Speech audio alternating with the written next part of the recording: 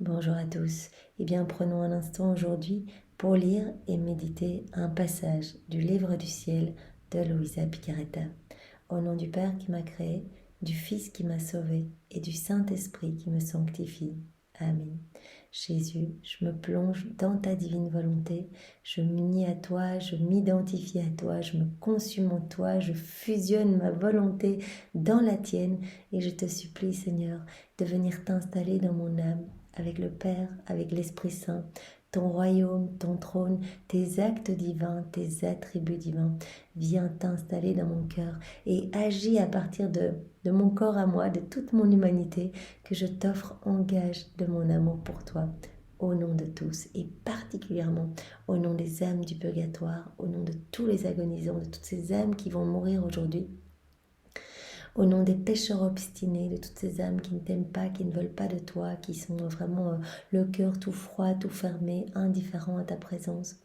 Et je t'offre ce moment d'amour vraiment où nous voulons nous remplir de tes enseignements pour faire plus d'actes dans ta divine volonté, pour te glorifier, pour sanctifier ton nom, Seigneur.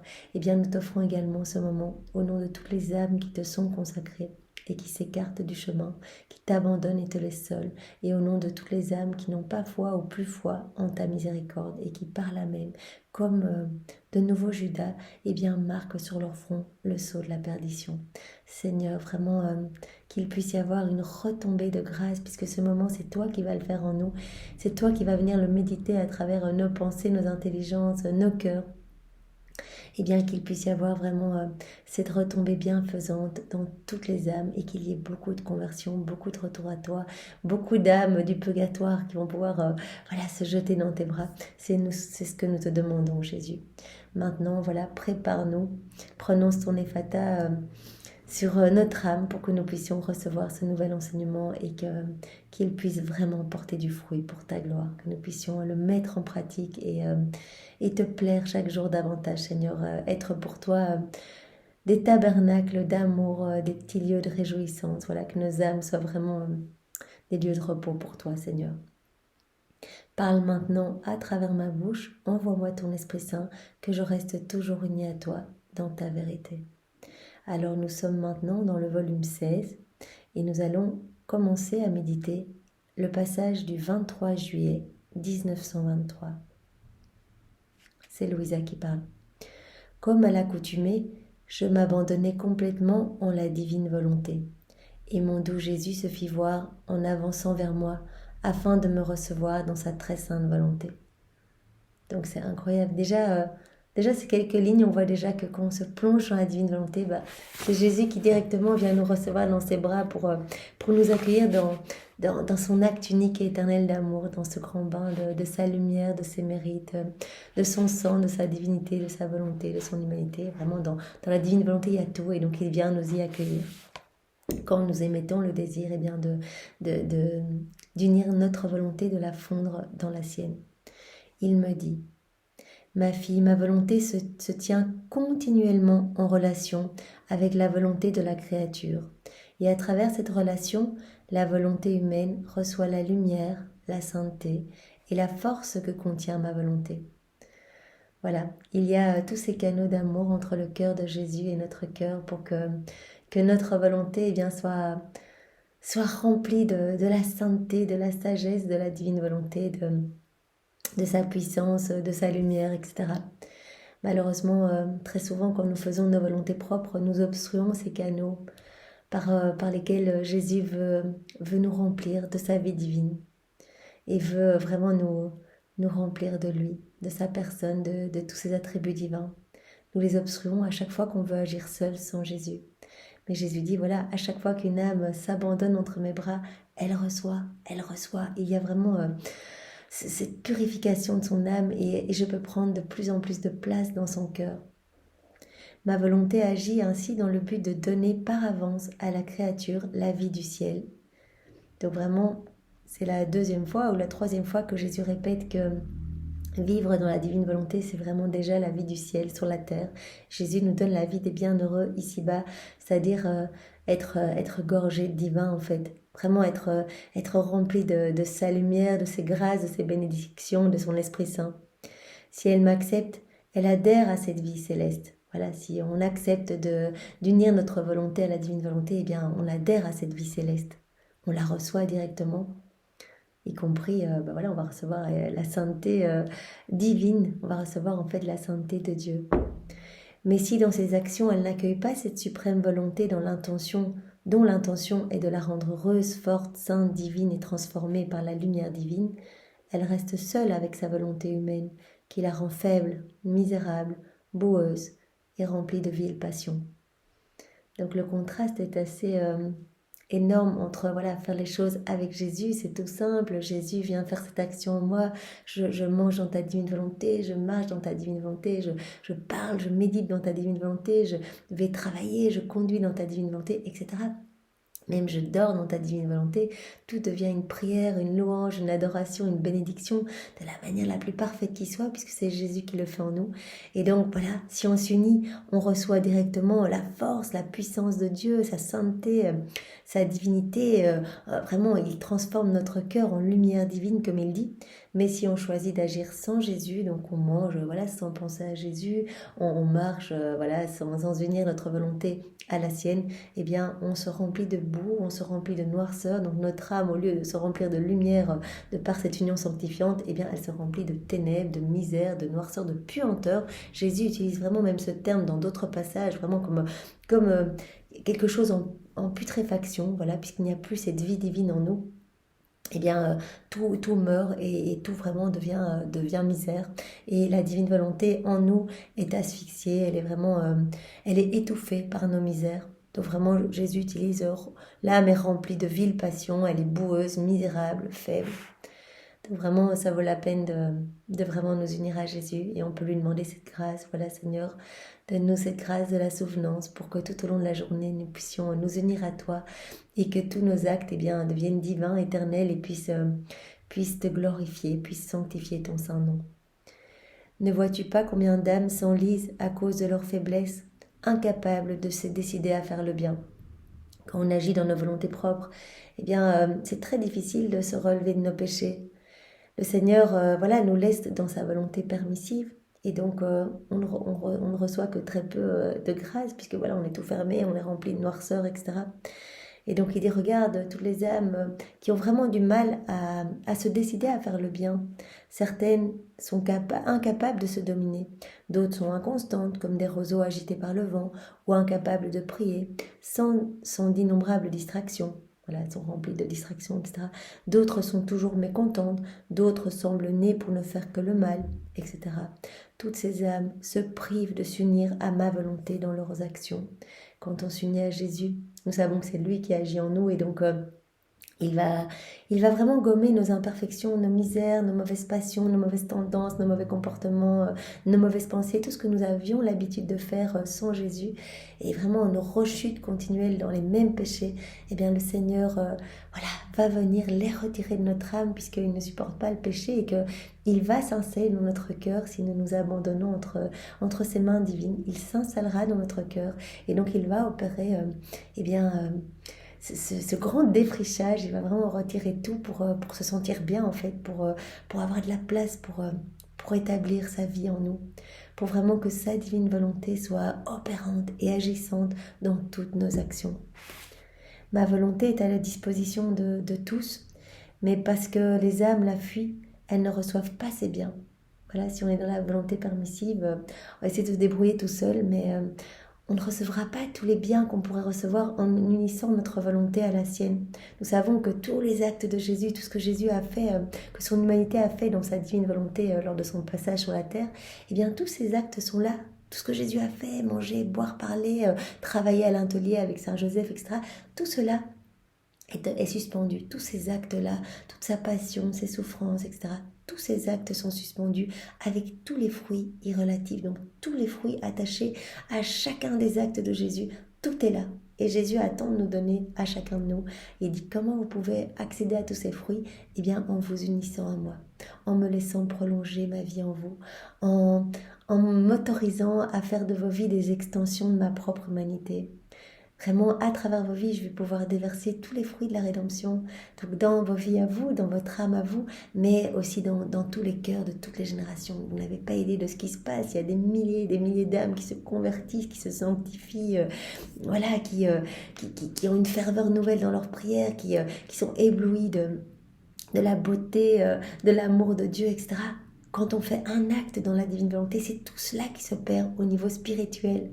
Partout, partout dans le passé, voilà, des saints qui ont pu acquérir cette sainteté, eh bien, parce que nous faisons aujourd'hui des actes dans la divine volonté, des saints, voilà, des martyrs peut-être qui ont été jusqu'à la mort par amour pour Jésus, eh bien, qui ont pu recevoir cette grâce parce qu'aujourd'hui nous faisons des actes dans la divine volonté. Jésus le dit à Louisa, il n'y a aucun avantage, cadeau, aucune grâce, aucune bénédiction, aucun miracle, aucune sainteté qui n'a été accordée par l'entremise des âmes qui vivent dans la divine volonté. Donc tout passe par les âmes qui vivent dans la divine volonté. Donc ma volonté est à la disposition de toutes, mais parce qu'elle la fuit, parce que les âmes fuient la divine volonté et préfèrent agir seules, elles ne reçoivent pas ces biens, ce qui est une juste peine pour celles qui veulent vivre dans leur propre volonté avec toutes ces misères. Jésus dit bien ces âmes qui vont choisir délibérément d'étouffer ma divine volonté dans leur cœur, eh bien elles vont vraiment être dans la peine, la misère. Cependant ma volonté à laquelle ces âmes n'auront pas voulu s'unir pendant leur vie et qui aurait pu leur donner une multitude de biens, elles la rencontreront à leur mort en éprouvant de grandes souffrances. À notre mort, eh bien, nous allons nous trouver face à la divine volonté. Et si toute notre vie, on l'a rejetée pour vivre vraiment dans notre orgueil, dans nos petites choses humaines, dans notre volonté purement humaine, eh bien, à notre mort, on va ressentir toute cette souffrance. Voilà, tous ces moments où on aurait pu s'unir, tous ces moments où on aurait pu louer, aimer, consoler Jésus, glorifier son saint nom, le sanctifier, etc. Tous ces moments-là, sanctifier son nom, eh bien, tous ces moments-là, on va devoir les refaire au purgatoire. Voilà, puisque tous les moments qu'on aura passés seuls, sans Jésus ici-bas, à étouffer sa divine volonté en nous, eh bien, cela crée des petits espaces dans notre cœur. Et notre cœur ne pourra s'unir à Jésus, qui, il le dit lui-même, je suis la divine volonté. Notre cœur ne pourra s'unir au sien, notre volonté ne pourra s'unir à la sienne dans le ciel, eh bien, que quand notre cœur sera complètement rempli de Dieu, en fait, rempli de la vie divine, rempli de la divine volonté. Et donc tous ces moments qu'on aura passés seuls, ici, sans Jésus, eh bien cela crée des petits espaces qu'on va devoir refaire au purgatoire. Donc on a le choix, on peut le faire ici avec Jésus. Tout est mérite, tout est grâce, il y a beaucoup d'âmes sauvées, c'est incroyable.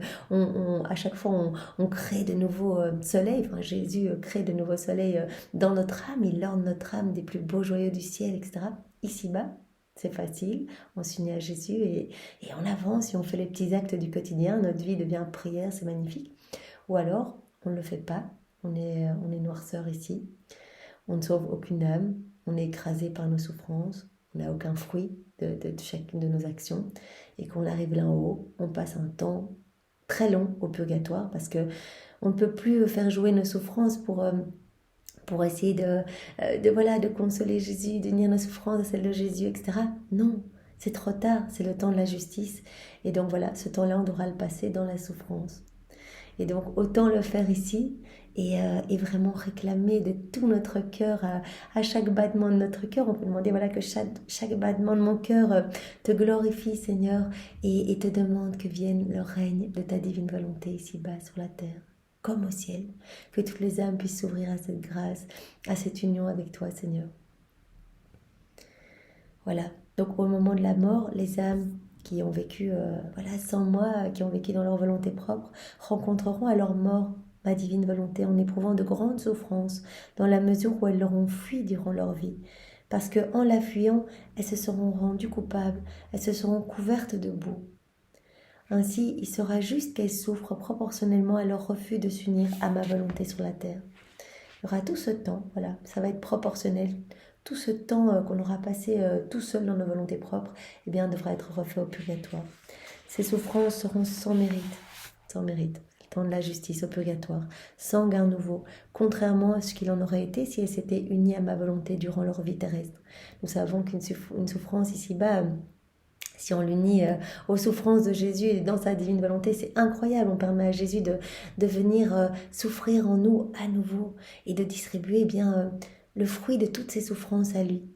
Toutes ces souffrances rédemptrices. Vous imaginez le nombre d'âmes sauvées alors dans nos petites souffrances, je me cogne, j'ai mal à la tête, ou une souffrance volontaire, je me sacrifie. Voilà, Seigneur, je fais ce petit sacrifice d'un dessert que je ne mange pas. C'est une petite souffrance, j'en ai envie, mais je te l'offre et j'unis cette souffrance à tes souffrances à toi pour que vraiment beaucoup d'âmes reviennent à toi, etc. Donc ici-bas, on peut gagner plein de mérites.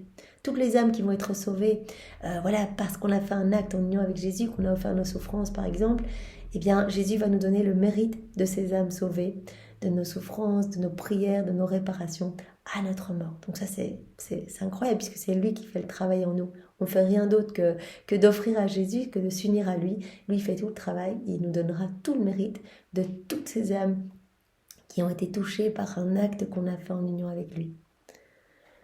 Mais là en haut, voilà, c'est fini, on doit juste attendre et on a ce feu purificateur qui va combler tous ces espaces dans notre âme, tous ces moments pris sans Jésus, tous ces actes faits sans Jésus, vraiment tout seul. Voilà, contrairement à ce qu'il en aurait été si elles s'étaient unies à ma volonté durant leur vie terrestre. Oh, combien de gémissements montent du purgatoire, combien de cris de désespoir s'échappent de l'enfer, parce que ma volonté a été refusée par ces âmes sur la terre. Par conséquent, ma fille, que ton premier souci soit de vivre dans ma volonté, que ta première pensée et tes premiers battements de cœur soient pour t'unir au battement de cœur éternel de ma volonté, afin de pouvoir recevoir tout mon amour. Donc notre première préoccupation, avant toute autre chose, avant toute dévotion, toute prière, etc., première préoccupation, se fondre dans la divine volonté. Cela me fait penser à un passage, je ne sais plus dans quel volume, mais où Louisa voulait faire son adoration des plaies de Jésus. Voilà, comme on peut le faire, adorer le sang de Jésus, s'y consacrer, etc. Donc elle prenait son crucifix et elle voulait s'unir à Jésus, et le consoler dans ses souffrances. Et Jésus dit, c'est très bien, mais pour autant que tu t'es d'abord uni à moi. Donc en premier, unis-toi à moi. Et après, toutes tes prières, ça va vraiment être magnifique. Ça va vraiment être une union avec mes propres prières. Tes souffrances vont s'unir à mes souffrances. Tes consolations vont vraiment toucher chacune de mes plaies. Et ça va être offert au nom de tous. Mais en premier, avant toute chose, tu te fonds dans ma volonté. Tu fonds ta volonté dans la mienne. Voilà, donc ton premier souci doit être de vivre dans ma volonté. Ta première pensée, voilà, on se réveille le matin, la première pensée, Jésus, je te donne ma journée, je veux vivre dans ta divine volonté. On peut demander que chacun de nos battements de cœur, depuis la seconde 1 de notre conception jusqu'à notre mort, soit un je t'aime, je t'adore, je te loue, je te bénis, je te remercie, et que vienne le règne de ta divine volonté. Et vraiment que ton nom soit sanctifié, vraiment au nom de tous. On peut demander ça et c'est fait. On le demande dans la divine volonté et ça y est. Jésus reçoit adoration et louange éternelle au nom de tous. Voilà. Efforce-toi d'unir continuellement ta volonté à la mienne afin d'être transformé dans ma volonté. Donc le Seigneur nous appelle à cette union transformante, sanctifiante. C'est vraiment une union transformante. Si on s'unit à Jésus, il va nous transformer. Il va nous redonner cette ressemblance que nous avons perdue depuis la chute d'Adam. La ressemblance, elle est dans l'agir. Et donc, quand on va s'unir à Jésus, il va agir en nous et nos actes vont devenir éternels et divins. Donc, c'est magnifique. Ainsi, à ta dernière heure, tu seras prête à la rencontre finale avec ma volonté, sans que cela soit pénible. Si toute notre vie on s'est unis à la divine volonté, bien à notre mort, notre âme sera gorgée de la divine volonté, qu'on va arriver et qu'on va se retrouver au pied du trône de l'Éternel, vraiment la divine volonté magnifique, eh bien, on n'aura pas peur, on ne sera pas pénible du tout, puisque toute notre vie, on se sera uni à la divine volonté. Tandis que si on la fuit toute notre vie, eh bien, on va voir à la lumière de la divinité tous ces petits espaces dans notre âme, et on va devoir aller eh bien, expier toutes les conséquences de nos péchés, et tous ces manquements de réciprocité d'amour, toutes ces fois où on a étouffé la divine volonté en nous, plutôt que la laisser opérer. Bien Seigneur, merci pour cet enseignement et nous désirons vraiment de tout notre cœur te laisser vivre en nous continuellement, que notre vie soit une éternelle offrande à ta gloire et que nous puissions continuellement, eh bien, par chacun de nos mouvements conscients, inconscients, voilà, chacun de nos battements de cils, chacune de nos paroles, que tout soit offrande pour toi Seigneur, au nom de tous, que tout soit comme des milliards d'actes d'amour que vraiment nous entendons t'offrir au nom de tous les hommes, de toutes les générations, en gage de réparation et de notre amour pour toi, Seigneur. Sois loué, béni et glorifié dans ta divine volonté. Au nom du Père et du Fils et du Saint-Esprit. Amen. Passez une belle journée à tous dans la divine volonté de Jésus. Au revoir.